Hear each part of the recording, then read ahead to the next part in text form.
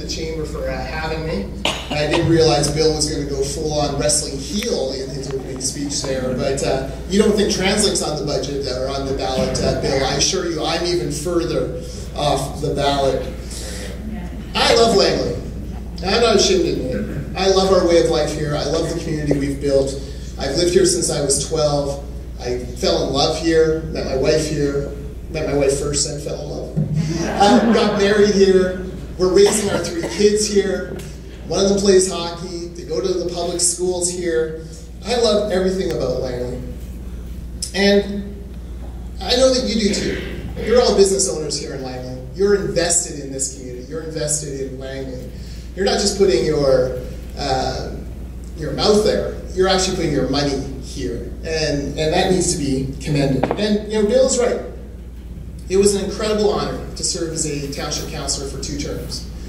Many of my former colleagues here today, it was an incredible honor, and Bill was right. On your behalf, I wrestled Translink for more transit here in Langley. I am not anti-transit, as Mr. Tieleman and the other Translink hired guns, $4 million worth, would like to suggest. I am, however, steadfastly opposed to Translink and the way it mismanages our money. So Bill, here's what happened between 2007 and today. When I called for late rail in Langley, a lot of things changed. That was 2007. Number 1, a global economic meltdown happened in 2008. Changed everything for your businesses. Changed everything in your pension packets, didn't it? Your investments plummeted. It changed nothing for government. BC provincial debt in 2007, $33 billion and trending downward. Today, $66 billion trending upward. We're going to be at 70 and then 75. That doesn't include Site CDAN.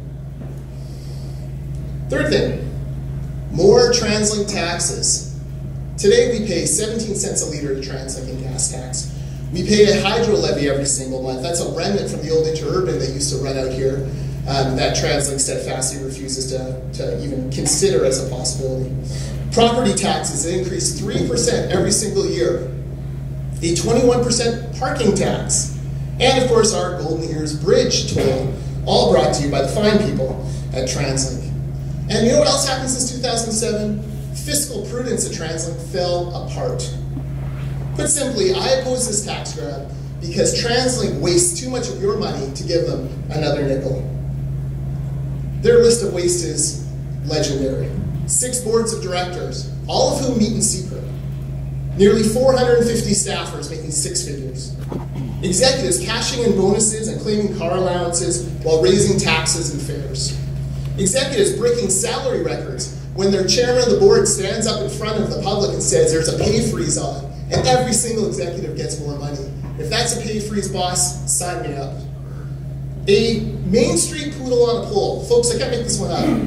Main and 16th Street, they put in 30 grand towards a 7-foot-tall poodle statue on a stick. Installing 13 TV screens at a cost of $40,000 each. Bonuses of 25% for working on Sunday, not overtime. You work on a Sunday for Translink, you get 25% more pay. $60,000 a month leasing an empty building. The SkyTrain union head actually called that one outright waste. Tens of millions of dollars over budget, years late on the Compass Card fare rates. There's more, but you get the point.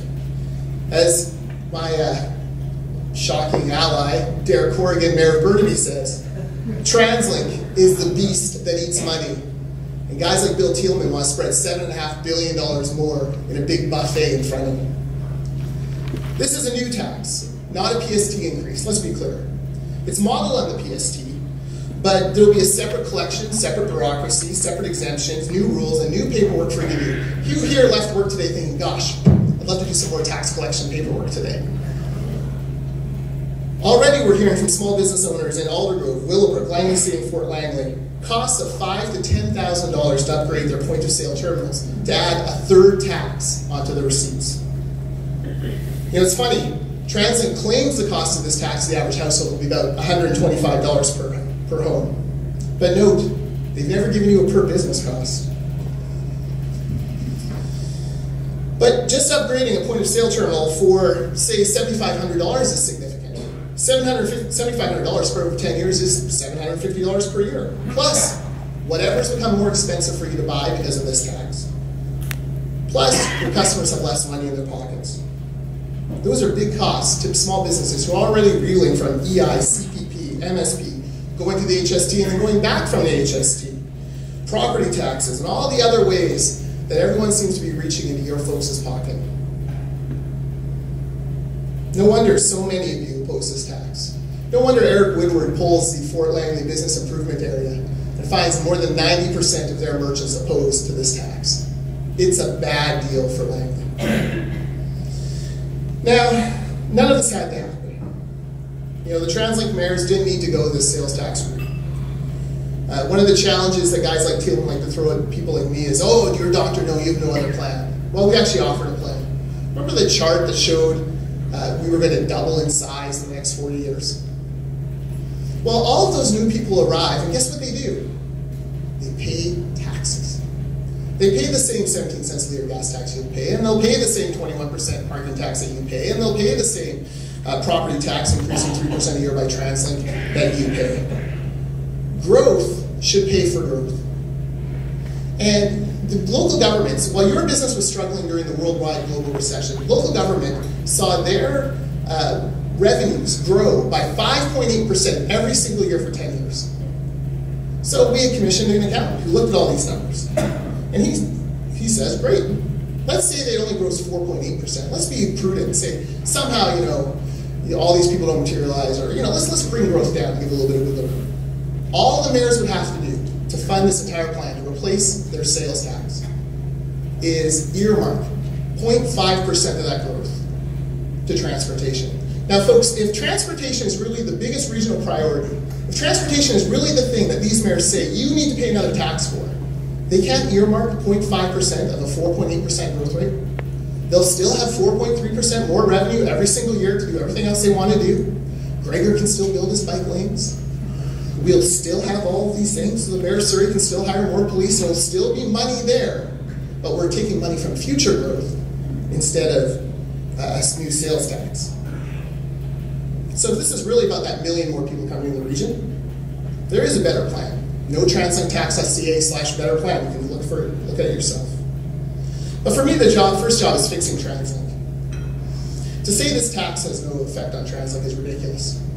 Translink's budget will go from $1.4 billion a year to $2.2 billion a year. Pretty nice. Translink will own the infrastructure. They'll manage the infrastructure. They'll build the infrastructure. Translink will mismanage the infrastructure. Translink will schedule the infrastructure. Translink will do it all. How much time do I have? 2 minutes? Okay. Those of us in Langley, we know the deal. Councillor Richter and I, Councillor Ward, we were on council when the big Portman Bridge project was going through, and we were promised a 216th Street interchange. Remember? 216th Street interchange. This was going to be great. This was going to actually help the traffic on 200th. It was going to actually open up the University District. This was going to be big for Willoughby. Guess what got cut when the Portman Bridge started to go up in cost? 216th Street interchange. Otherwise, Bill would have taken it here today by accident. We know the deal. The light rail station in Langley City, Translink's costs for these projects are years old. They're actually out right now trying to get new costs of plus or minus 30%, which for those of you who are building projects in Langley, I bet you wish you could go to the bank with a plus minus 30% ballpark. Ridiculous. We know what will be cut. These costs will come in, they'll be way higher. The Arbutus subway will go ahead. 31 cents of every dollar, by the way, of this tax will go to the Arbutus subway. Those will go up. One last thing. Nothing will be built. The Patella toll bridge will be built either way. It's a toll bridge. It's a 76-year-old span. It's going to fall into the water. They will replace that. It's funded by tolls. You're actually paying 2 taxes for the Patella toll bridge. It's only in the plan so guys like Bill Tieleman can try to trick drivers into voting for it. And the second point is, Lynn Hebner, Plan B. She has a Plan B in Surrey for the Surrey Light Rail Station. She has a Plan B. The only person that doesn't have a Plan B is Bill's friend, Gregor Robertson.